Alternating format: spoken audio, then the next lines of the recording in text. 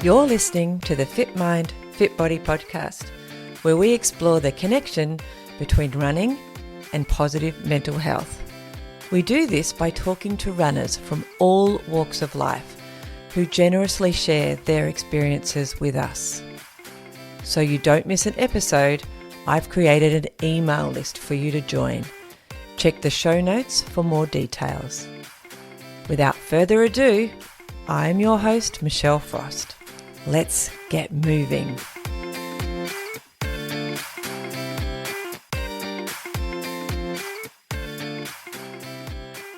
On the podcast today, we have an extraordinary guest, Liz Van Dongen. Liz is a dedicated runner and a physiotherapist who has achieved amazing things despite being born with cystic fibrosis. In this episode, Liz shares her incredible journey, her love for running, and the many lessons she's learned along the way. She also provides some fantastic tips for beginners, emphasising the joy of running and the importance of listening to your body. Whether you're new to running or a seasoned pro, Liz's story will inspire you and offer valuable insights into how to make the most of your running experience. So lace up your shoes and get ready to be inspired. Let's dive into this conversation with Liz Van Dongen. Enjoy the episode. Today on FitMIND FitBODY, I am excited to introduce you all to Liz Van Dongen. Liz, hello. Hello, Michelle.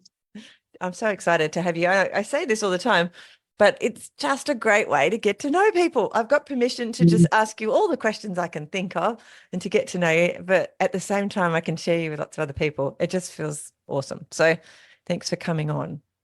Yeah, I'm in so much in admiration of what you're doing. So it's such an honour. Thank you. I appreciate it. Yeah, it's very exciting. All right, let's start with, where did Liz grow up? Yeah, I grew up down here in Hobart. And do you have any siblings? I do. I have an older sister. She's 2 years older than me, and she's here as well in Hobart, which is really nice. Oh, it's like really home. Because I know that you didn't stay there, but we'll get into that. Like, you haven't just lived there constantly since you were born, but we'll get into that in a minute. Tell me a little bit about what sport was like when you were a child for you. Yeah, so I grew up playing soccer, was probably my main sport. Okay. I was absolutely obsessed. I think I started when I was maybe 3 or 4. Wow. My dad was a coach, and so I just sort of sit on the sidelines of my sister's training, and then I got into it as soon as I could. Oh, Yeah, so I love soccer. And then just any other sport really at school, a bit of tennis, bit of badminton, bit of basketball, I think, at some point, which is ridiculous given my height, but you can get away with that in primary school. Yeah, everyone, it takes a while, doesn't it, for the tall ones to become tall. Absolutely. Establish where we sit. I think I'm quite tall. I'm like 5'6.5". Okay. So which is kind of average, really. But everyone else in my family is quite tall. But I've been 5'6.5" since primary school, so I was tall in primary school. So I was in basketball in primary school. And now, everyone just kind of, they catch up. It's silly. It's ridiculous. Anyway, we have this argument in my family because my boys are all like 6'2", 6'3", 6'4". You're tiny. Anyway, so your family sounds like they were quite sporty as well. Were your parents? So your dad was a coach, you said. Were your family like into sport themselves as well? Yeah, well, definitely my dad and my sister. My mum, probably not so much. She did some racket sports, but I think our love for the outdoors probably came from Dad. He was an outdoors man who had an indoors job. He was an accountant. And so every moment he wasn't at work, it was, let's get outside, whether we're bike riding, flying kites, playing soccer, anything outdoors, which was great. Yeah. And it was really good. Do you remember as a kid what you thought about running when you had to do it at school? Because we have interesting memories when we were kids about running at school. Yeah, it's really interesting. I think I loved it, and I loved that feeling of just being free. I think I probably loved chasing things more. Yeah. I remember at school carnivals, I was a solid third or fourth fourth place runner, so I definitely wasn't the best. But third or fourth was where I sort of sat, and that was, I don't think that I was too phased, but I never thought of myself as a good runner or anything like that. So it was more just about giving it a go, I guess. So you were happy to give it a go, though. You weren't one of the kids that bugged their parents for a letter to say, I don't need to go in the cross country, or, I can't do the school carnival. You're happy to do it. Yeah, I think I was always a bit curious. To give it a go. Now, when you finished high school, what did you do next? Yeah, so I finished high school, and in Tassie, high school is sort of year 10, and then we go to college for year 11 and 12. So at that point I was actually rowing as well. So of course. Yeah, I think when I got into year 7, I had to choose between playing on the state badminton team or the state soccer team. And soccer, I think, just because it was the coolest sport. I've been embarrassed by badminton at that point. It was like an undercover thing. Fun fact, I have had someone on the podcast about a year and a half ago who's an Indian descent lady who lives in England but grew up in Kenya, in the town where the runners all come from. And she was a representative for Kenya in badminton. That's why I'm telling you. And now she's a coach in England for badminton. So badminton has had its shine on the podcast already. So fantastic. And it is great. I look back on it now, I'm like, it was silly. Badminton's great. But it's easier to get a ball, isn't it, and go outside and kick it around than it is to find a badminton court. And I think the fact that it was outside, probably I've always been a bit of an outdoors gal. So I totally understand. And then after that, I think I got out of soccer when I wanted to give rowing a go. Okay. And then I couldn't play at the state level because you weren't allowed to do other sports then. So I did just a bit of rowing with the school and with the club, and I finished that at the end of high school, and then for college I was just back playing soccer again. So you had a couple of years off soccer by the sound of it. I think I just went back to playing club sport. So I went sort of down into my usual league, and that was a bit better too because I could play in my sister's team, which was nice. Then parents only had to go to one game on the weekends, which was good. That is always handy. Yeah. My boys played in the same soccer team for a little while. That's all. As a parent, it was handy to just go to one game the weekend. Yes. Yeah, absolutely. Yeah. And then in college, I was playing soccer, and then I had a pretty significant knee injury. So that was pretty much just as I finished college and was moving over to Newcastle to study physio. So the knee injury, did that, that's like it happened in soccer? It was a sort of game thing or a practice? Yeah, it happened it was a twilight mixed roster. I ended up tearing my ACL, my MCL, my PCL, and dislocating my patella. And you know all the names of those now because you went on and studied them. That's right. And now I can understand what I did. You can look back, reflect on it. Yeah, exactly. So I pretty much just had an operation and then moved over to Newcastle straight after that. Wow. How many physios start their physio career hobbling into the first lectures? It sounds like you were hobbling. Yeah. Did you hobble into the first lectures? It sounds a bit like probably at that point. I would have maybe been off my crutches for a month or so. Yeah.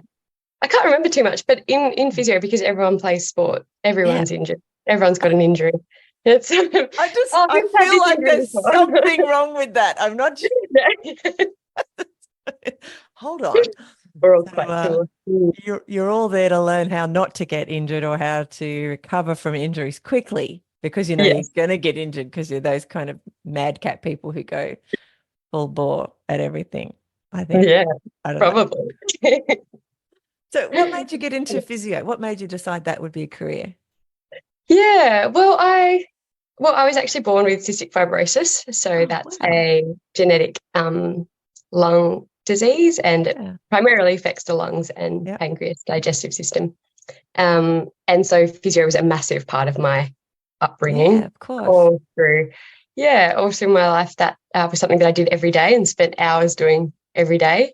Wow. So I had a really amazing physio who every clinic visit, so every sort of 6 weeks we'd go to a clinic and you'd see dietitian, a doctor, a nurse.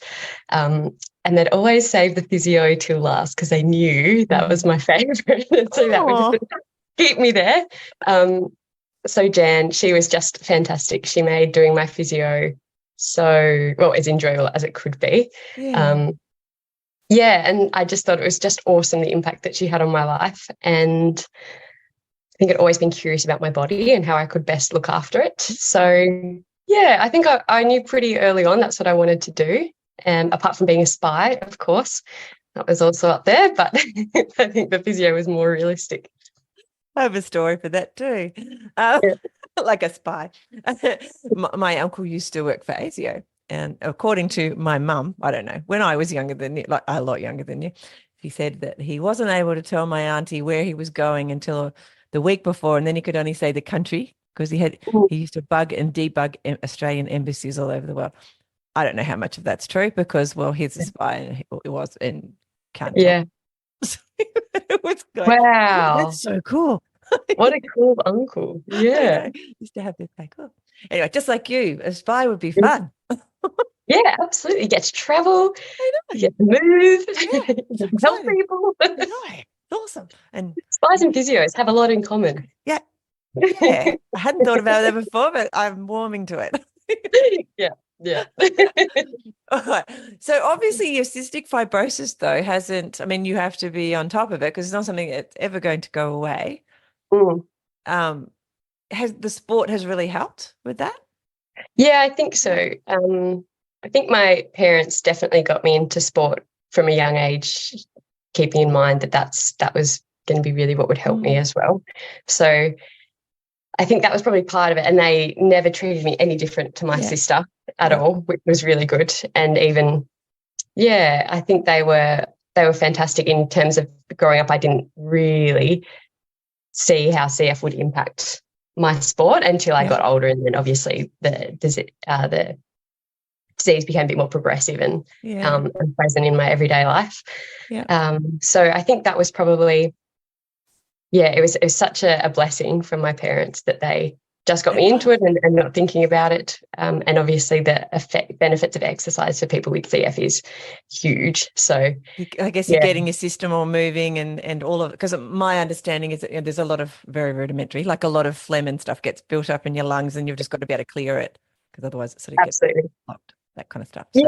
Yeah, absolutely. And activity is a great way of shaking up secretions and then breathing at different lung volumes means that you can get air into different parts of the lungs to budge those secretions. So, it's fantastic if you can do it. Obviously, it's a privilege to be able to move your body in that way. So, I love it. All right. So you go up to Newcastle, move away from home, and my understanding is physio is like 5 years or like it's more than your 3 to 4 years. How long were you away for? It was 4 years, so I just did the straight physio course. So if you do blended courses, it can be a bit longer, but just went straight into physio because I knew that's what I wanted to do. What sport did you do while you were practicing being a physio in Newcastle? So I was recovering from my ACL, so I was doing a lot of work in the gym, just strength work, rehab, and getting back to running. That was my first sort of big hurdle. And then at that point, I think I was coughing a lot more with my lung disease and probably a bit more self-conscious too that if I was going to play team sports, I'd be coughing up a lot of stuff. Like when I ran, I would cough a lot. So I just sort of, once I got into running and I could run by the beach and be out just a part of, a normal part of the healthy community there, I was pretty happy with that. And so I think that's probably where it just ended. And I thought, okay, running's what I'm going to do from now on because I can do that at my own pace and in my own way. And it means something different to me maybe than it means to other people. So it felt like it was a really nice balance of me being able to connect with my body and I guess use it in the way that I found the most beneficial. I was going to, because everything that you'd done, not everything, but a lot of the sports were team sports. Yeah. And then you've moved on into and you explained it really well there that, in part it was because, you didn't want to be coughing up in front of all your teammates and whatever that then creates. And you didn't at that point want to do that. And so running was a good way to be able to go out and still stay fit or get fit after your injury. Mm. And as you said, be in touch with your body and what's going on with it. So that's that's Yeah. a lovely way to explain it. Yeah. And it did feel like it just filled this gap, and it just ticked every box. So I Yeah. guess the other part of CF is salt water is so good for your lungs Really? to thin secretions. Oh, Yeah. Yeah. So it was sort of the killer combo of being able to be somewhere by the beach where you're breathing a lot of that yep. salt air and you're thinning the secretions, but then also you're breathing at different lung volumes. So it gets into different parts of your lungs, and Wow. then it helps to clear stuff. So it was really just the most bang for your buck, as You well could as become an expert. well, it's a massive passion area of mine. Well, I wonder why.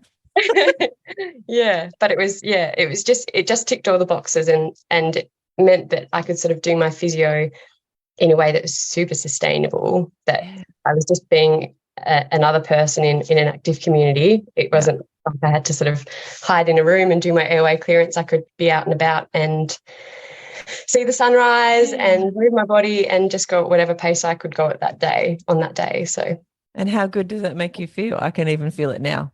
Like from you, I can like feel how good you felt doing that. yeah, The big it smile was on your just face. yes, yeah. That's Such a amazing. special thing that we can do. I know. Yes. I love it. Mm.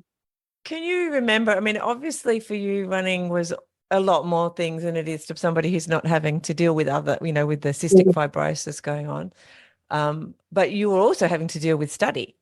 So do you Yes. remember whether the running also helped you with that? Because we often talk to people, especially if they've had, a career where it started in university and there was a degree of study that they had to go through, Mm. which creates a level of stress.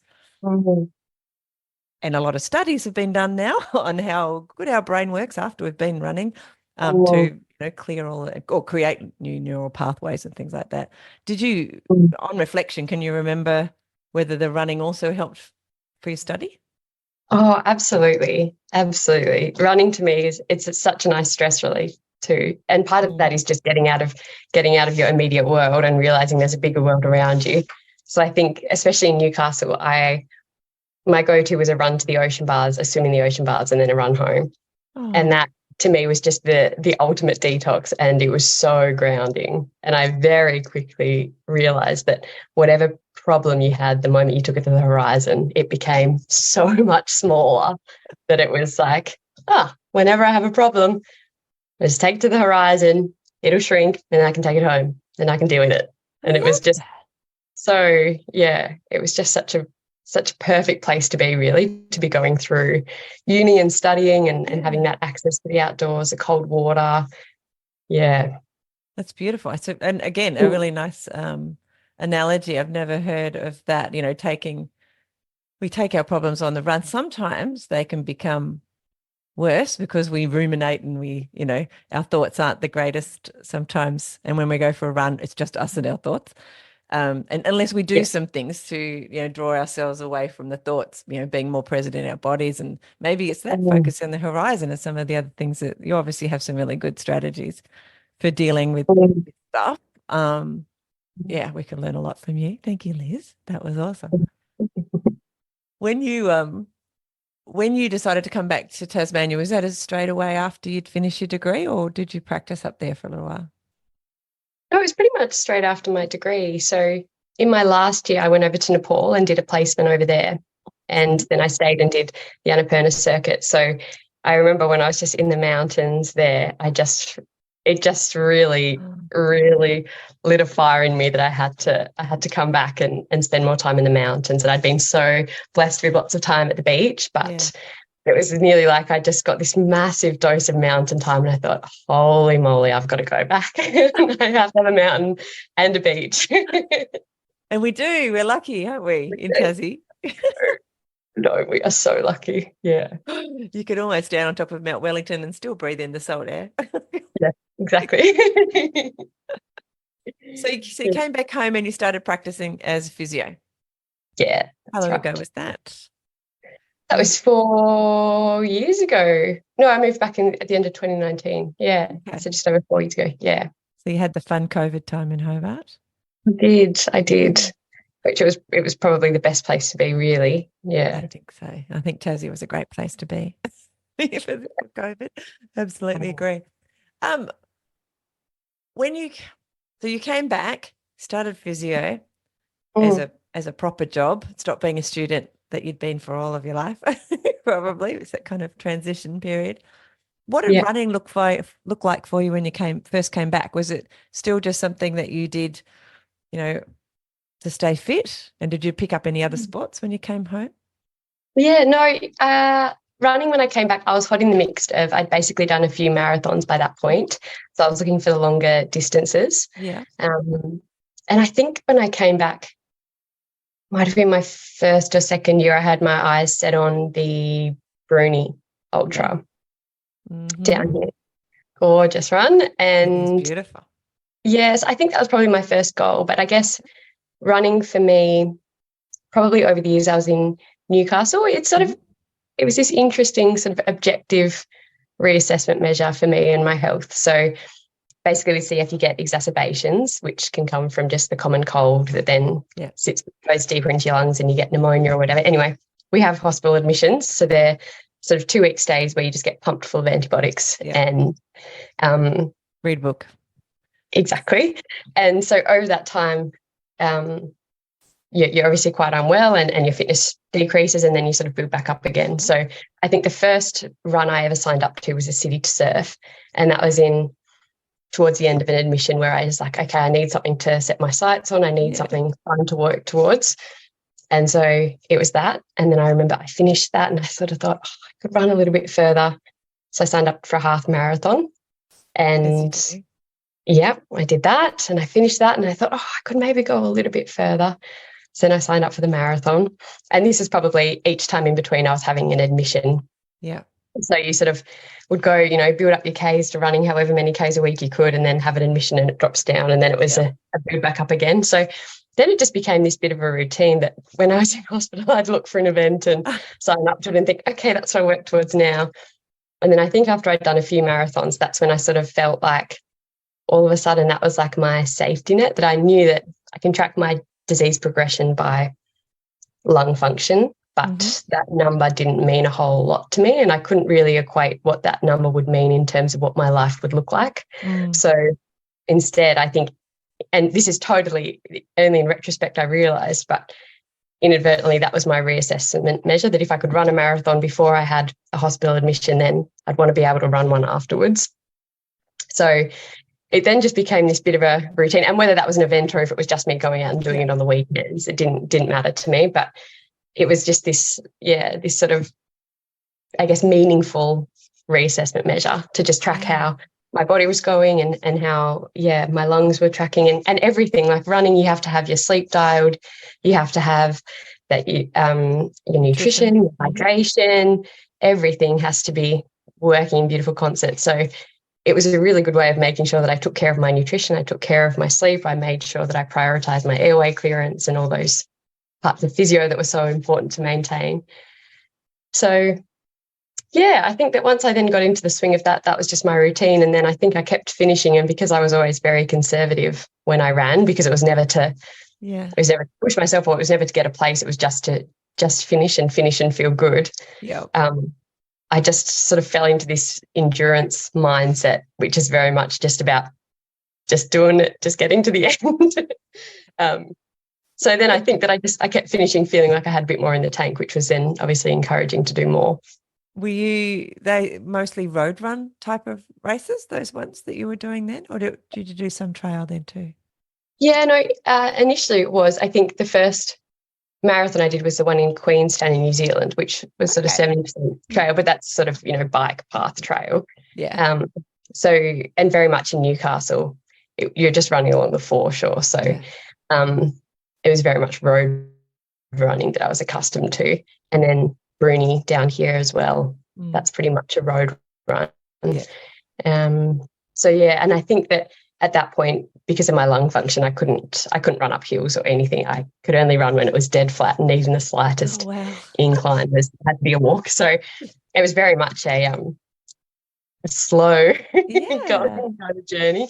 Yeah, that's like my normal run. I don't know. yeah. And it's what you do when you're not in trail running, isn't it? Yeah. What you just become accustomed to, that your body's comfortable to Yeah. run at a certain incline and then not comfortable to run anything because it's faster. for those long ultra trail runs, we're out here for a long time. We're not out here Yeah, exactly. to sprint through it all. We want to enjoy it. Yeah, exactly. Yeah. So you've got up to like marathon distance at least before you came back to Tassie? Yeah. Mm-hmm. I think I'd done a marathon, Yeah. in the Queenstown. Yeah. Did you pick up any other sports once you got back here?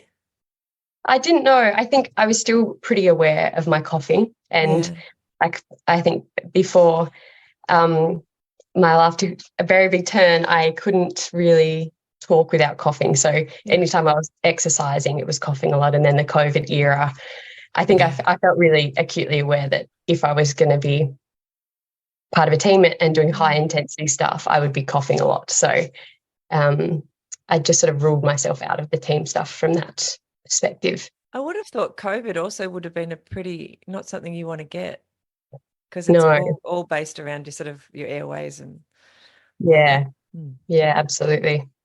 So you would have some people who had conditions they just disappeared. They hibernated for COVID, which is very difficult for them. But obviously you could get out and go for your runs and feel a bit more normal. Yeah, and I guess for me, getting COVID is sort of like getting anything at that point. When your health's a little bit fragile, it wouldn't matter if it was COVID or anything else. So my mindset with COVID is sort of, I'm just living the same life, but everyone else has changed how they're living. Whereas I was probably quite aware of trying to stay away when people were sick and just, I guess, good at exercising, just normal logic in those sort of scenarios. So it didn't feel like it was a huge change for me. Probably the people around me were quite worried, but that's a good point. I think for me it felt like, no, this is just proceed as normal. It would be my normal sensible because of your condition. That's a very good point. Yeah. So you're back in Tassie, and when did you, do you hit the trails more once you get back here in Tassie? Absolutely. How did that pan out? Oh, it was so good. So I grew up in West Hobart, which is quite a hilly suburb, and it's sort of at the foothills of the mountain. There's gorgeous trails to get out the back, but because I couldn't really run uphill, I was sort of limited to the flat options on the mountain. So I think I just started with flat trails on the mountain, and I just loved it. I loved the feeling of just being in the mountain air, and that I think I took a lot of safety in running trails. When it's just you and the trails, it's like the trees don't care how much you cough. The trees don't care how much you stop. Like it's all of a sudden, it was such a safe thing that no matter, they didn't care if I was running or walking or how fast I was running or walking or how hard I was breathing. It was just this real safety of like, whatever's going on in your world doesn't really matter. We're still going to be here tomorrow. Exactly. So I think I just took so much security in that, and I just then loved my relationship with nature. And it was just so much nicer than running on roads. Like when you have such easy access to trails, you're crazy not to go on them. Yeah. Did you join any running groups at all? I know we were just talking about you enjoying your trees as the company, but did you join any running groups, or have you joined any running groups since then? Not initially. So initially when I came back, because I was still coughing a lot when I was running, and I found it really hard to chat and run. So I think I was quite reclusive, I guess. I'd go with my friends, and they'd be people who knew me and knew my body and knew what running looked like for me, which sort of looked like stopping every kilometre or two for a little spit or a little vomit or whatever I needed to get out. So I was really blessed that I had a lot of friends who loved doing that. So they were great. But then came this incredible new gene modulator therapy, which totally changed my life. And then running changed so dramatically for me, and now I very rarely run by myself. I'm running with the Hobart Trail Runners or various other sort of social groups around Hobart. And that's awesome. So tell me a bit about that. I mean, I'm not a medical person, as you probably noticed, but tell me about that. It sounds like a miracle. Michelle, it's a total miracle. So there's a new gene modulator therapy basically that has been around for a fair few years in different countries, so in the UK and in the US. Yeah. And in Australia, it wasn't put on the PBS until 2022. So before that, it cost $300,000 a year to. Yeah. So it was just totally inaccessible. So yeah, at the start of 2022, my health was declining pretty quickly. And I'd say it's probably the first time that CF was really, really impacting my way of life. Yeah. And sort of crept its way into every facet. So we sort of got behind a campaign led by CF Australia to get Trikafta listed on the PBS. And then eventually it did. After a few goes, we got, I think, over 56,000 signatures on a petition to put before Parliament. Yeah, which was incredible. So then later on in that year, I started on Trikafta, which is the name of the gene modulator therapy, and my lung function went from being in the 60s to up in the 90s. What? And all of a sudden I could run up hills. You became a machine. Yeah, it was just like that. All of a sudden I could run and I didn't feel the fatigue in my legs, and my cough just vanished. I now very, very rarely cough. Wow. Yeah, and obviously now I can run up hills and I can be very social in my running, and it was just totally transformational for me. So I've got two questions. We've probably got lots of questions, but the first question is, how is that like an injection? How does that therapy, how is it administered to you? Yeah, they're tablets that I take twice a day. So a morning dose and an evening dose. Yeah. And that'll be for the rest of your life? Is that how that works? Yeah. And what's the prognosis now with this therapy? Obviously, your body's not having as hard a time with all the build-up of phlegm, because I assume it's not happening like at the volume that it was doing, that cystic fibrosis causes happen. Yeah, absolutely. The prognosis is amazing. There are people living into their 50s and 60s, and we're sort of hoping that people will live a lot longer than that. So I guess sort of for context, when I was born, my life expectancy was 30, and obviously that changes over the years with different medications. But now it's like all of a sudden I've just been given double that. And that's amazing. Yeah, so it's totally amazing. So like, even though it's been around in the rest of the world for, say, like, I don't know, you would know, but say 10 or 20 years, that's still not long enough for them to say what the longevity is for people. I would assume there are people who started it, on this gene, whatever it is. I couldn't say gene altering therapy, but whatever it is, because I'm very not medical, who, I assume are still with us. Like so it sounds like it's a thing that they don't know yet. They don't know. So it's probably been around. It's probably been around for the last 10 years, maybe. Or maybe not even that, but maybe a bit under that. But I think definitely people are living into their 50s and 60s, and that's really phenomenal. I remember and beyond. Like, I'm 55, so I feel like I'm halfway through my life, and I'd like to think that you will probably have the same opportunity to be 100. I would love to think that whatever. As well. So, it's just awesome. I'm sorry. It is. Yeah. Good. It's amazing.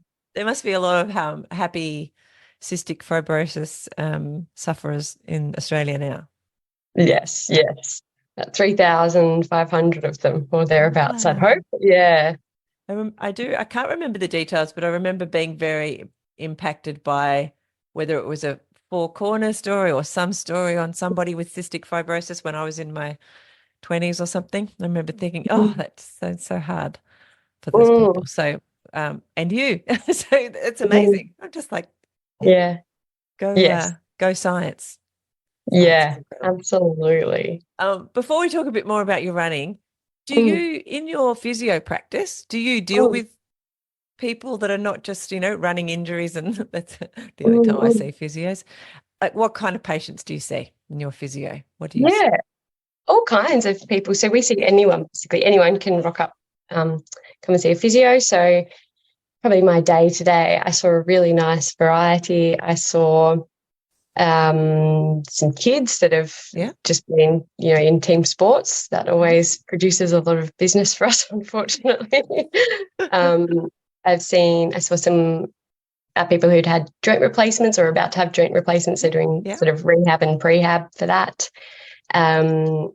Some desk, working from home injuries. Sit up straighter again. Yeah, probably me as well. Put my shoes back. So we sort of see a heap of different things. We see pretty much all ages and lots of different presentations. And then, of course, I love treating runners. I love working with people, building up the training plans or working on their strength or trying to reduce these running-related injuries. I've had, the reason I ask is there was two things. I've had a couple of physios on and that's all they deal with is runners. So they specialising in runners, which is so surprising that they'd be on a running podcast. And the other thing was your story at the start about the physio that really helped you. And I thought, is that something that you look at, whether it's cystic fibrosis or anything else, or, that specialising a little bit in your physio down the track? You've got, whether you ever think of doing that or not. Yeah, definitely. I definitely love working with people with chronic conditions. I think that's something that probably my approach is maybe a little bit different because I think they need to be treated sort of differently when you're managing something that's not necessarily going to go away. You just have to find the most enjoyable and sustainable way of managing it. So I love working with people with chronic conditions. Unfortunately, people with CF can't be around each other, so I can't treat anyone with cystic fibrosis. I didn't know that. Why is that? Yeah, because of the risk of cross-infection. Oh, wow. So, I sort of got around that, though, by outside of my work in the MUS clinic. I do a bit of Pilates instructing and some online running sort of programs for people with CF. So there are some great websites out there that make the video sort of side of things available, which is really nice. And it creates a beautiful community of people going through a similar thing and a nice sort of forum where we can exercise together in the comforts of our homes behind screens and muted to microphones. Sometimes technology really works for us, doesn't it? Like you don't think of some of the ways that it's helpful, but that is really helpful. It is super helpful, because otherwise it's quite isolating if you can't even be around other people with similar condition and sort of communicate easily. Like, that's great though, that technology allows that to happen. Yeah, and it's great too. Like we spend, I guess, a lot of time before modulated therapies, we spend a lot of time in hospital or on a drip. So it's kind of nice to, obviously you don't really want to go to a gym with a drip in, but if you're at home, you can have your PICC line in and you can have your antibiotics going on the side and still participate and be given exercises that you're allowed to do or that would still be beneficial for you. So it's great in that sense. Really filled a gap. That's fascinating. It's a whole other world. Thanks for bringing it to us, Liz. It really is quite fascinating. We all think everyone else lives just like us, but in the reality, we know that's not true, especially when we hear from everyone's stories. What does your running look like now? So what are you doing? Like, do you go out with friends a lot? Like you were saying before that you do now more, you've had this therapy. And do you train for, like, do you have an event and then you train for it? What does it look like regularly? Yeah, I think that for me, the most important thing is just spending time outdoors and doing it with people I love. So I just do a lot of social runs, really. It's a great way. I'm so privileged that so many of my friends are crazy runners as well. How does that happen? Like attracts like, I guess. Yeah, so many of my friends are runners. It's weird. Anyway. It's great though. And so, there's a really nice community where you could probably message anyone and say, hey, I want to go and run this 40K hike. Does anyone want to come and have do a day mission? And it's just incredible the amount of people you could get on this. It's really nice. So I definitely just love more that time outdoors and exploring different trails. So that's probably what I love. That's the most special and fulfilling thing for me. And just kind of being at that, maintaining that level of fitness where if people call up and they say, hey, we want to go and do Frenchman's or we want to do Walls of Jerusalem, that you can say, awesome, when do you want to do it? And know that your body's going to be happy to do that and recover well. So that's probably where I like to be or try to maintain. I had a goal of doing an 100. I did one a few years ago and got very sick at the end of it, so ended up in hospital. So I thought actually my care team, I went overseas last year on a bit of a trail running tour of Europe, and I really wanted to do some events over there because obviously the trail running scene is amazing. Yes. And my care team sort of said, well, you can't do an 100 overseas until you do one in Tassie and don't end up in hospital. So I sort of said, okay. Not that they really encouraged me to run 100. But that was Is that because nobody on that team has run 100, or have they? I don't know. Yeah, probably not. And I don't think it's a very sustainable thing for someone with CF to do. So I can definitely understand that. But yeah, so I think then I had my goal was to do an 100 here in Tassie and finish it. And my only goal was to finish it and not end up in hospital. So and feel good. Go the goal, but then I know what you did. So keep going.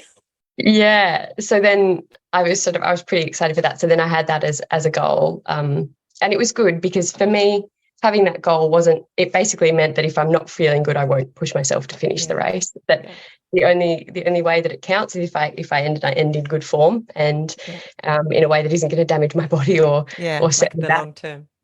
Exactly. So it was really good, and it made my decision making on the day so easy that it was very much I guess I turned a lot of curiosity in terms of I don't know if I'm going to be able to finish it. I don't know how far I'm going to go.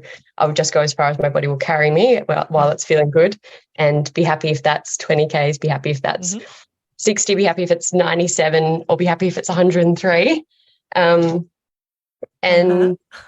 Yeah, I think on the day came, and I'd actually been running in New Zealand a month earlier and broken a rib. And so I wasn't actually really close to your lungs. You do know that, don't you? Super. And so I really wasn't sure what I was going to do on the day. But yeah, it went really well, and I finished, and I remember crossing the finish line and I felt really good, and I thought, maybe I could do 100 miles. And I was fine for about an hour afterwards. And then just as I went to get in the car, I actually went into shock and ended up having to go to hospital. So, no, I thought you weren't allowed to go to hospital. I know. And so it was a bit unfair. But it was probably a good learning for me that I think after that I ended up having to have a bit of a stay in hospital. And I think that my learning from that was that my body I guess there was nothing else. I had a really great day, and I couldn't have changed anything about my mindset or my nutrition, my fueling, my hydration was all awesome. And it was just something I think that my body has just said, that's just enough, that, that's the last 100 that you'll do, but you can have fun doing other things. So what run was that, Liz? That was the Gone Nuts. So that was the Gone.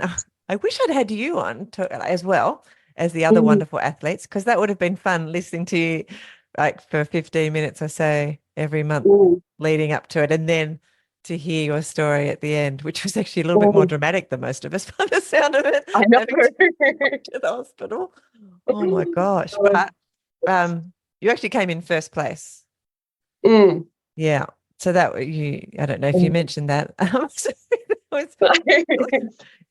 I don't know. You achieved a goal you didn't set, and you didn't achieve a goal that you set because you did end up in hospital, and that was one of the things you weren't supposed to do.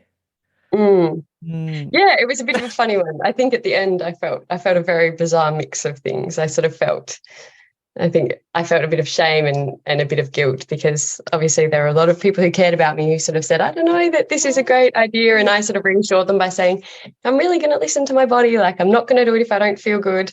And then I sort of felt like I let them down a little bit. Yeah. Obviously it wasn't very nice having to see me be very unwell. But then, yeah, it sort of, I think as well, because I couldn't change anything, it sort of felt like, that really sucks, because I know that there's nothing I can change or there's nothing I can work on. Like, I couldn't have listened to my body anymore or changed anything. Because it felt great the whole time. Yeah. So like, I I just probably can't do it again. Yeah. But then in saying that, I had the most phenomenal day. It was so fun. It was really good. Yeah, I had the most amazing support crew. I ran with one of my best friends for pretty much all of it. And Oh, it was just such a beautiful day and a gorgeous trail. So it sort of felt like, well, if that's the way it's going to end, it could not get any better. I love it. So it was, It's like a very nice ending. ending on a high. Maybe. Yeah, But who totally. knows? You never Totally. know, do you? Like, Exactly. You don't know. And there's a heap of other ways that you can explore running that isn't 100 kilometres. oh, yeah. There's 99 or 98, isn't there? There is. Yeah, there might even be a 97 somewhere. Yeah. This one's only supposed to be 102. Yeah. 101, but it's 103 is everybody who talks. Nobody Yeah. wants any. Two bonus kilometres. Genius. My watch stopped at 101. Oh, did it? Yeah. Are you kidding me? Anyway, it was quite funny. Then I did definitely go another 2 kilometers after that. Yes, all about it. What do you think, if you have to put a limit on yourself at the moment, what do you think that is? Is there a distance limit or is it a time limit, or what do you say to yourself now so that because you also have this thing which a lot of us don't realistically have, but we might think we do, but there's that fear of what could happen to our bodies. Like most of us, if we do a bit of training, especially if you do enough training, you can do those kind of distances if you've done all the things. But I mean, you just demonstrated that that's not necessarily the case for your body. So there is that fear. How are you dealing with that at the moment? Yeah, I think that I'm looking towards things that I do get a lot out of. So prior to this, I've done a lot of runs, just multi-day runs. So sort of setting a challenge and having it over a week, or like we ran the Mont Blanc circuit last year, or did a section of the Camino de Santiago. So I think having those ones where like I know that I can, if I've got time to recover, I can back it up the next day. So I think that looking at when there are bigger runs that I want to do, because there are hundreds of kilometres of trail that I want to do, and I will do. It's just a matter of the way that I do it. And I think that just being that it might just take a few days, which is kind of awesome. More time. So I really love that. Yeah. So I think that's the beautiful thing about trail running. It can look, there are no rules, and it can look however you want it to look. And even some of the big, amazing trails you can see are them, but maybe just spreading it out over a few days and having that extra time for recovery, or that extra time to take stock and just see how your body's going. It's really good. So I think that's just what I'll look towards. I am still building up after being unwell following Gone Nuts. So at the moment, it's just a very slow recovery. So am I just want to say, and I didn't even have to go to hospital, but so yeah, it's crazy. And I do wonder, how long it will take. But, little by little. And it's kind of, it's cool, actually, because I think that when you're a runner and you're in the ultra community, your scale gets so warped. I know. And it's actually really, really nice coming back down from that and getting to the point where even going for a 5K run, you sort of have to psych yourself up for, where probably 3 months ago I would have gone, 5K, I won't worry. Hardly get out of bed for that. Yeah, it's sort of, it's really cool kind of in reverse going, okay, so you were actually kind of fit, and then you do actually have to do quite a lot to get to where you did. But sometimes it just gets lost when our parameters shift. I managed to have got in on the podcast into a vein of runners from Western Australia who all do the ultra, like 100 and 200 milers that are I always forget. It's like the delirious West and like the ridiculous East and the delusional something. Anyway, I had this guy on last week, and Kevin, he's lovely, and he's almost convinced me that I could do 100 miles with him next April in their delirious West, because it's more like, he said, a moving picnic. So he made it sound really fun, so that you run a little bit, walk a little bit, look at the scene, try the scenery, take some photos, eat some amazing food, have a bit of a nap, get up and you do it all again for like 4 or 5 days in a row, because it's like Wednesday to Sunday, you've got that long to do it. Whoa, you make it sound so easy. But it's the way, hey, that's the beauty of this sport, is that we all have something tremendous in common is that we just love time outdoors, and some of us just like more time outdoors. Right. It's an adventure too. I found that with Gone Nuts, it really felt like an adventure. And I just Totally. loved that adventure. Like even when it hurt, Yeah, I never yeah, not wanted to do it, just no. even because I think I took twice as long as you Mm. because I got injured at one point at halfway, Oh, but I no, was no. not stopping. And Yeah. it wasn't one, it was, I just walked. That's Mm. all. I ended up Mm. having to walk instead of run the last Yeah, half, most of it. Um, but amazing. I wasn't stopping, like, and I Yeah. was just loving it anyway. It was just that adventure. So it does get a bit under your skin. So if you can, as you said, think of ways where you can have those experiences without putting yourself in too much risk, then Mm. I think that's awesome. And you Yeah, can. Like you there's can. so many, even organized races, I think, or events, I rather call them because I hate the idea of Yes. Yeah. competition now I've got older. Amen. It's weird. What is it up in the Northern Territory? What's the track that everyone goes and does? You can either do a bushwalk for a week or two. They do have a run Mm. as well. Anyway, Mm. I think you can do that in a stage type of one where Yeah. actually as you get up, you run, so whatever it is, 40 Ks a day, and then Yeah. have a proper sleep at night and a nice meal. Mm. Get up and do it again the next day. Mm. Yeah. Which is awesome, isn't it? You just have a It is. it's like this nice hybrid of like trail running and Yeah. hiking. Get the time Yeah. to enjoy nights out there on the trail and really get into, I guess, get a bit more time in places that seem really special. But then you can also move in a way that feels really nice for your body Yeah. during the day. Exactly. I love it. Oh, that's so good. Now, do you have any goals at the moment? What's going on for you? I know that you're still recovering. Is there anything Mm, you're looking forward to at the moment? I mean, it doesn't have to be an event, but is there like a mm. plan to get out into the bush here in Tassie or somewhere else in the world in the next, Yeah, before the end of the year? Have you got something you on the yeah. I horizon? probably haven't put anything in set in stone. At the moment, I think my biggest challenge and what I'm working towards is just being more okay with not Yeah. moving as much or not Yeah. I guess finding that balance of how to navigate times like this where Yeah. obviously you feel like sometimes you feel like you lose a bit of your identity when you're injured or you can't run the trails that you wanted to run as easily as you have before. So I think just learning to navigate this space really comfortably would be my challenge at the moment. And goal wise, there are so many trails I want to do. I can't believe I'm in Tassie and I haven't run the overland track. So that's got to be That's on actually there. my next event goal. Like if I can get in, Fantastic. Yeah. but we'll see. Yeah. I've walked it. Have Yeah. you walked it? You must have walked No. it. No. Oh, I you know. need to get out there and Oh walk it. God. I was Yeah. older than you when I first did it though, so that's all right.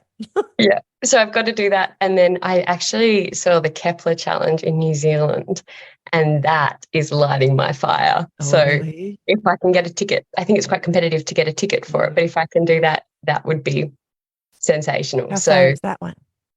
I think that's 60, maybe a bit Okay. over 60. Yeah. But I've just heard the atmosphere is amazing. And I'd love to do that trail. That ridge line is like heaven to me. So going and doing that, New Zealand is yeah. incredible. Oh, yeah. So I'd love to do some of that. And then probably in the rest of the world, running, we did the Mont Blanc circuit over 4 nights, 5 days, and that was amazing. And like Europe is just so well set up with refugios that you can just take your pack and, head to the mountains for 5 days and Wow. just run and eat your way through the peaks. So I'd love to go to Italy and do the Alpe Via in that sort of Oh, style. wow. But that'll probably be in a couple of years when I save Yeah. some more money. Yes. But yeah, We something like that, I think. Yeah. we house sat over. We took our kids away and did 18 months traveling around the world. Took 3 of our Wow. kids, but we house sat in Italy and in France and Yeah. all of that, but not so much up in the mountains. We did drive through them. Mhm. Yeah. And when I see the pictures of some of the events and some of the trails over there, I went, oh, I wish I was still Mm, there. It was so good. yes. It's Yes. amazing. Totally. So Yeah. one day, one day. One day. Yes. Hmm. We have been looking too at the Camino Santiago just Oh, as a yes. walk though. But I hadn't thought, I Oh, suppose, yeah, yes. running it would be good too. Just that Yeah. checking out for take off 3 months or so and just go wander one of Yeah. those trails. Mm. They're amazing, and they're so well set up. When I did it with one of my gorgeous friends, Jessie, and we did it sort of as a relay. So we sort of stayed in a different place each night, and we had a car. So one of us had run there, somewhere between 20 to 50 Ks in the morning, and then the other one had run the next section in the afternoon. And so we'd have a tag team happening, and it was awesome. We'd sort of have a little aid station and just follow them along while they were running, and then do a changeover, and then we'd have dinner together and sort of chat about what an awesome day we'd had on the trails, and then did it again. And we did that all week, and it was so fun. I think between us we maybe covered about a bit over 350 Ks over the week, and it was just awesome. It was so fun. Yeah, it was really good. So I highly recommend that. Yeah. We might I know of some friends who've done there's a wall that goes between Scotland and England that crosses the length of England. Yep. I'm trying to think what it's called. Hadrian's Wall.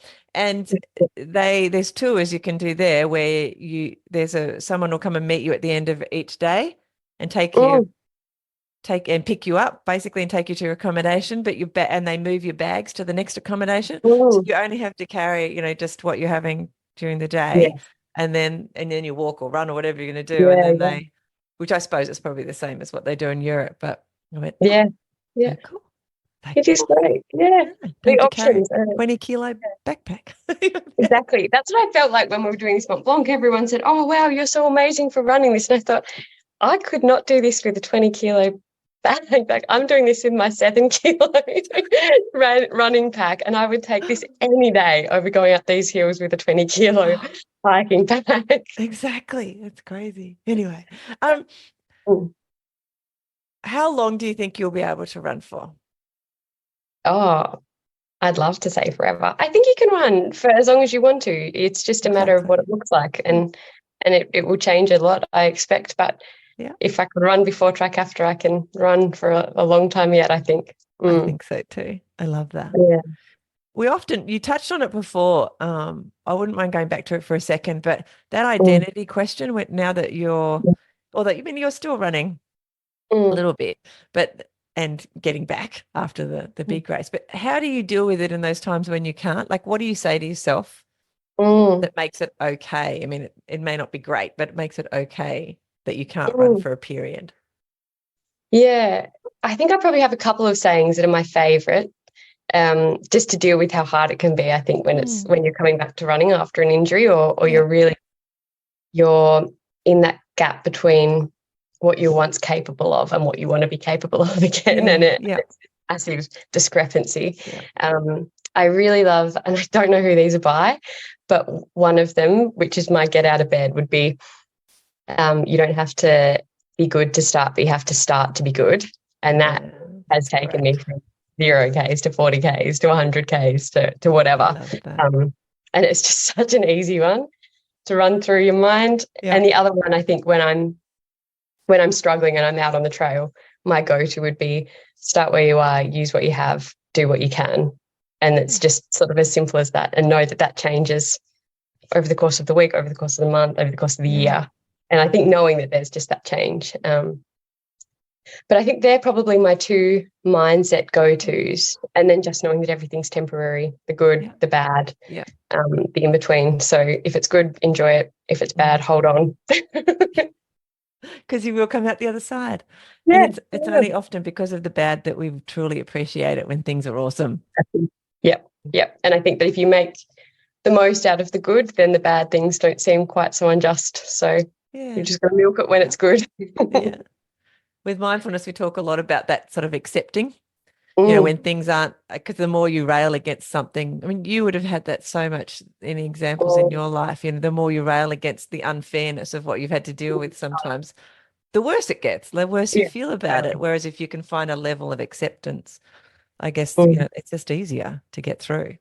Yes. Yeah. And I think that it is. I know it seems so cliche or overused, but gratitude, it really can be as simple as that, of just taking stock of what you've got, or taking stock of the experiences that you've had, and just really relishing in those and not letting them get old. Yeah. I think it's amazing the power of that, because if you do it, it does work. Like I think of track after, like the moment that I go to have a bad day, I just pretty much have to say track after in my head, and I'm like, oh, wow, But it was we're like doing before fine. that. Life is good. Life could have been a lot different. Gosh, you have such an extreme example. You're blessed in many ways because you do Oh, have these extreme totally. examples where the Yeah. rest of us are like, well, we don't really have excuses, Yeah. but we But find when you them. have these examples, and if you do sort of hang with something long enough to get a real connection to it, or a Yeah, real experience, a real example of it, it is so powerful. it so Um, is. mm. Yeah, I love In it. those cases, it is a blessing. It Mm. is. Yeah. Um, how do you, I mean, I probably feel like we just talked about that, but how do you stay motivated, like to get out the door on those days when you don't want to, but Mm. and because for you, you would have different messages from your body, Mm. but as you've already stated, you're pretty good at working out if it's something you really need to pay attention to, or if it's just, Mm. it's raining and I don't want to step into the rain Yeah. today. How do you motivate yourself when you say you are training for something and you know you probably should go and it's not, it's Mm. not going to affect your health per se? Yeah. How do you get Yeah. out the Yeah. door? I definitely think those two quotes would be what I come back Mm. to. Um, Should have them on the back of the door then, so that, oh, or on there's the fridge so that you senses see into them. the brain. Yeah. um, I think that it's so cheesy, but just remembering that there's a world out there, Yeah. that's the big thing. I think Yeah. that it can just be that curiosity of, oh, there's a world out there, let's just go see what's in it. And if that's just enough, you've just got to start. Hey, like Yeah. you do up your shoes, or you just start moving your legs, and then you're fine. Maybe 5 minutes or so passes, but as long as you get out there, yeah, you do it. So I think that you've just got to find something that makes you get out of bed, whether that's a song, whether it's a quote, whether it's a thought, whether it's, I'm a massive fan of taking pictures of sunrises, or just beautiful moments, and just having them as a really like personal reminder of, oh, like I could go and see something like this. Either I could stay in bed, or I could be on my phone, or I could go and actually see this in real life. And that's Yes. so powerful. So I think, Immersion. yeah, exactly. Yeah. Just reminding yourself that there's another world out there would be my other key, tool, I think. Mm. My daughter started running. She's just turned 30 a week ago. Happy birthday, Mm. Nicola. And she lives in Melbourne. We've already had her story on the podcast a few times, but she lost a lot of weight when she went to Melbourne. She hadn't run since she was a kid. And then she decided she'd start running. She'd do a marathon before the end of, she'd do a marathon anyway within the Mm. soon, and she might do Melbourne Marathon. And then she said, "Oh no, you're doing that 100. I'll come and do the 50." So she was first in her age group in the 50K at Gone Nuts. So she did that. But now Amazing. she's got all these other running goals over there in Victoria. But the point of the story is she rang me up this morning and she's like, "Mum," and this isn't the first time she's done it, "I've got to run 28 today because I'm going out on Saturday night, so I'm not going to do my long run on Sunday, and I don't want to go." Mm. So I'm Yeah. like, "Look, Nick, if you just go out, run for half an hour, but give yourself permission to turn around and come back if you really still don't want to Yeah. stay out there." And Yes. I've already told her that a few times, and she said pretty much every time now, she has never turned around and come back, put it that Mm. way. Once you get out, that was really the point of the story. Once you get out and start running, Yeah. you I feel think that's so true. That is mm, such a great, and that's probably something that I would do is just make it smaller. Like mm, if you put these, you're like, okay, I've just got to go. I don't want to do 28. So we'll just go do 5. And you do yep. 5 and you're like, okay, I'll do 28. Okay, I'm out here now. I may as Yeah. well. I'm already wet or What's I'm already happening? Yeah. exactly. Or I said, find a book or a podcast you really want to listen to that you haven't had time to get to, or a new route that you've wanted to try and you haven't. Just take the thought off the actual run physically, just Yes. to get you out the Yeah. door, and then the rest takes care of itself usually. Absolutely. Right. So Absolutely. motivations. Someone on the podcast once said that they would go to bed with their running clothes on the odd Yes. occasion where they thought they really didn't want to get up in the morning. Yeah. Because Yeah. they already had them on, And so that then was the you're easiest in. thing. Yeah. That's right. Yeah. But yes, and I find now if I have a meeting in the morning and can't go out in the morning straight away, if I put my running clothes on and then just put my jumper on over the top, so the person I'm talking to wouldn't necessarily know. But now I've got my running clothes on, and that resistance has been removed. So the likelihood of me going for a run after that meeting is almost 100% because I've got my running clothes on. So so it's kind of absolutely. Lots of tricks we do to keep ourselves healthy. It's so silly. That should be the reward itself, isn't it? Weird. Yeah, it could be. We've got 2 legs and you can move. Go for it. It's so crazy. We lose sight. Liz, and it just seems crazy. Sometimes when I hear people's stories like yours, and we get to this point, and I often ask, well, I almost always ask this kind of question. Because you've already shared so much amazing inspiration and, what running's done for you and how you feel about it. But if you hadn't decided to take on running, what do you think your life would be like? From a positive perspective, what's running given your life that you maybe would have missed out on had you not chosen running? I think an immense connection to nature and just to the natural world. I think that's something that I often think about, how much appreciation it's given me for so many different things, like the weather, the temperature, what flowers are in blossom, what the trails are looking like. So I think that is a huge thing, connection to nature. And I think to people as well, there's something about when you're out on the trails and you're not looking at someone directly in the face, you can meet someone and you can go so deep so quickly when it's like all of a sudden it's such a safe space to chat about deep things. And especially some relationships that I've had and some friendships that I've built from people that I haven't known super well at the start of a run, and then 4 hours into a run, you suddenly are discussing stuff that maybe they haven't been discussing with anyone. It's beautiful that the barriers that come down and how open people can be. And I don't know if that's just people are feeling really good and they feel settled and it feels like a really non-threatening environment. But I just think so many beautiful conversations and friendships have been built just from long runs and time, just putting one foot in front of the other. So I think they're the 2 things that have brought so much richness to my life and given me such an appreciation for this gorgeous sport. I love that. That's so true. I don't know what other sport you could do that with. Like what other sport can you play that can give you such instant, deep, meaningful connection to other people? Yeah, and it's not, it's in such a really nice way. I think it's so special. There's a layer of awesomeness when you get out in nature and do it as well. I know it still happens for people who don't do trail as well to a degree, but I think that layer of nature also just exaggerates it even more. Yeah. And you kind of on an adventure together and you're experiencing it all together and then the wonder of it all. I think that's because the things that you see, like if you're getting up early to run before work, you're out in the changing sky of the sunrise, or late at night you're there to a sunset, or and the different wildlife you see at different times. It's just, there's so much. Sometimes it's just surviving it, depending on what it is. I've been out in storms with friends during marathon training, and there was one where it was a terrible storm here in Launceston, and there was water running down the streets, and our Lycra was threatening to come off, like we were out there on a 32K run or something, because it was so heavy, the rain. And we still talk about that, and it was probably 11 years ago. It was a long time ago. So it's stuck in our head as a thing we survived together. Yes. Which is incredible. I love it. On the podcast, people often will say, they came to running for a reason like losing weight or to get fitter, but they stayed because of the people that they met.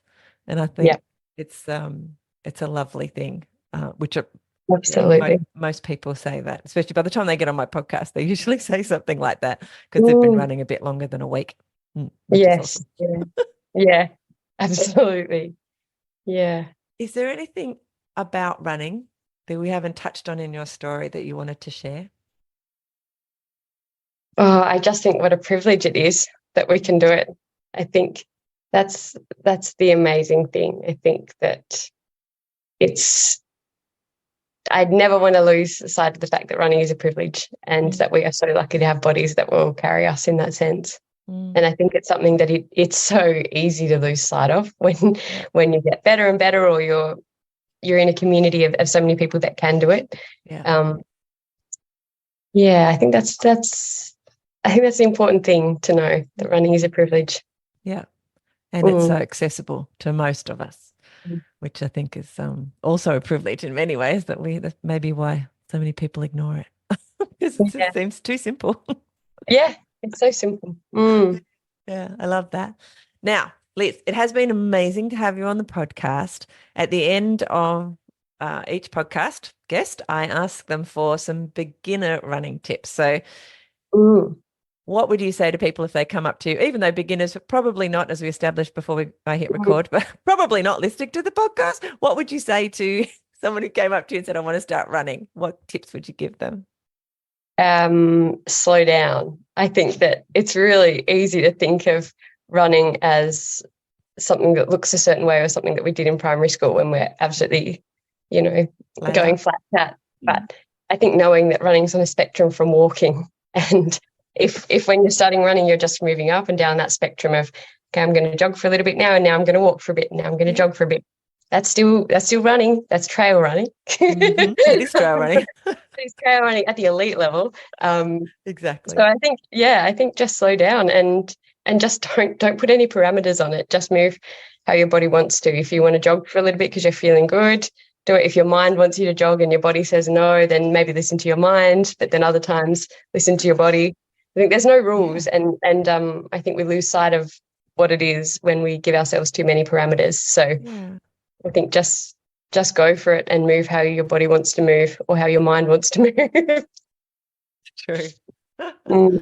Beautiful. Well, that was a delight. Don't jump off straight away, but thank you so much for sharing your story. It really has been awesome to talk to you, and really inspiring. Like what you've done already is awesome. You've had a bit of adversity, but whatever, who knows? Nobody would know. You're just incredible. Thank you for sharing that with us. Oh, thank you so much for having me, Michelle, and creating this amazing platform. It's really awesome what you're doing. My pleasure. Thank you for listening to the FitMIND FitBODY podcast. I'd love to talk to you about your running journey. Send me a message on Facebook or on the website and let's do it. I also wanted to let you know that I've created an email list so you won't miss any podcast episodes. You'll find details in the show notes and on the FitMIND FitBODY website, along with a bunch of resources on mindful running. They'll help you to get and stay mentally and physically fit. And I'll see you there. Plus, I'll be back here in your podcast player a few times a week. Hit subscribe so you don't miss an episode. And before you go, I'd really appreciate it if you would leave a review. It'll help more people to find the podcast and get inspired to start running and ultimately to improve their life. See you soon.